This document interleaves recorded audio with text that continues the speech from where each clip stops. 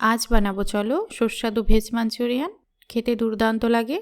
Veg মাঞ্চুরিয়ানের জন্য প্রথমে fine chopped গাজর, বাঁধাকপি, স্প্রিং অনিয়ন, পেঁয়াজ, আদা রসুন কুচি, কাঁচা লঙ্কা, গোলমরিচ, স্বাদ মতো লবণ, 2 টেবিল স্পুন ময়দা, কর্নফ্লাওয়ার 2 টেবিল স্পুন, আর দিলাম শেজওয়ান সস।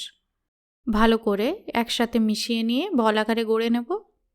মিডিয়াম ফ্লেমে গরম তেলের মধ্যে বলগুলি গোল্ডেন করে ভেজে নেব যতক্ষণ ক্রিপসি না হয়।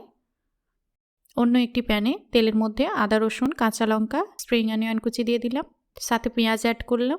সামান্য নাড়াচাড়া করে গোলমরিচ, লবণ আর কাশ্মীরি লঙ্কার গুঁড়ো দিয়ে কিছুক্ষণ মিক্স করে নিচ্ছি। এখন সসের মিশ্রণ বানিয়ে নেব। একটি বোলের মধ্যে tomato sauce, soya sauce, schezwan sauce আর ভিনিগার দিয়ে মিক্স করে ঢেলে দিলাম। এরপর কর্নফ্লাওয়ার স্লারি অ্যাড করে সসটা তৈরি করে নিলাম।